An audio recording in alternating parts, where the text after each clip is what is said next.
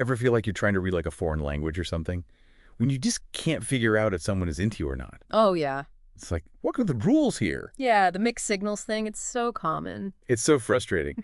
And like, that's what we're going to kind of dig into today. Like why someone might seem interested 1 minute and then like disappear the next. Right. And let's be honest, we're usually talking about a dude, right? Yeah. So we found this article. It's from femcoach.com, and it's called Why He Doesn't Seem Interested, even though he is. Yeah.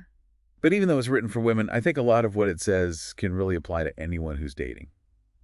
Like trying to figure out what's going on. Yeah, definitely. I mean, whether you're a man or a woman, that whole dance of attraction and trying to read the signals, it's pretty universal, right? Totally. Yeah. So, like, the article starts off by talking about this assumption we often make. That if someone's really into us, they'll just, like, make it super obvious. Like, no games, no confusion, just straight up interest. Right. But, as the title kind of gives away, it's often not that simple. It's way more complicated than that. There's so many reasons why people hold back, even if they're totally interested, you know? It's not always as simple as he's just not that into you. Sometimes there's other stuff going on. Right, exactly. And one thing the article brings up that I thought was really interesting is how men, especially, are often raised with this idea that they shouldn't be super open about their feelings. Oh, yeah, for sure. Like, it's not always manly to be vulnerable, you know? Right, like they're almost discouraged from showing too much emotion, especially in Same. romantic situations. Totally.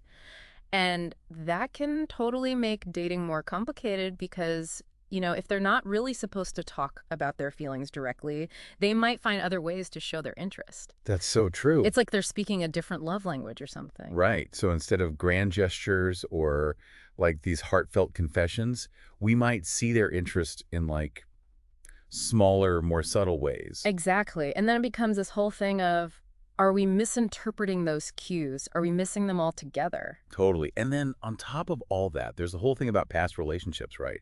Like the article talks about how baggage from previous relationships can totally make someone hesitant to put themselves out there again. Is that something you see a lot with your clients? Oh, absolutely. I mean, who hasn't been burned before, you Right. know? It makes sense that we'd be a little wary the next time around. For sure. Totally. It's like once you've been hurt, it's natural to be a little more guarded, right? Makes total sense.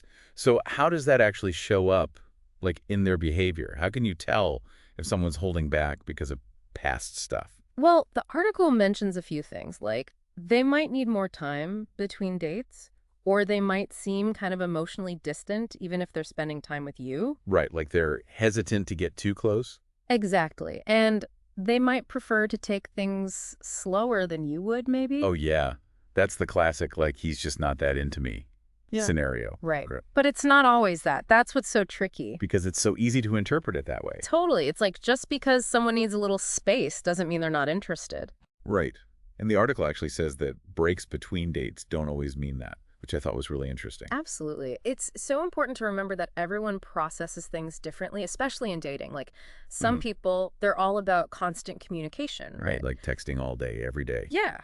But then for other people, that's like their worst nightmare. They need time to process, Yeah, especially in those early stages when everything's still new and you're trying to figure each other out. totally.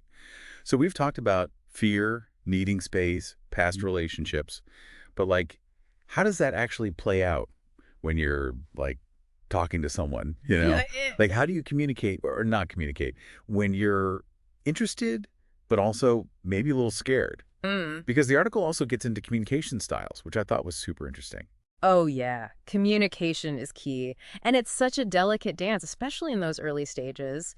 Like, you're trying to be genuine, put yourself out there, but also not come on too strong and scare them off. It's such a fine line. Right. Like, how much is too much? How much is not enough? Exactly. It's about finding that balance between expressing yourself and giving the other person space to do the same, Totally. And you don't want to disappear completely either. Exactly. You don't want to be too hot. You don't want to be too cold. You got to be like just right. Just right, yeah.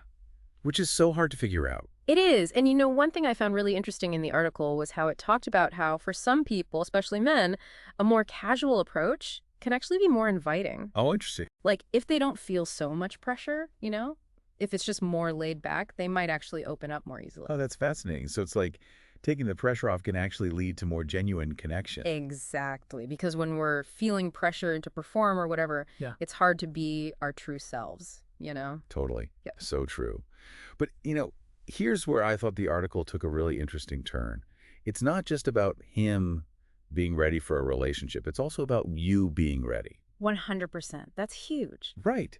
Because we spend so much time wondering if he's interested, if he's ready to take things to the next level, but we don't always stop to ask ourselves the same question. Exactly.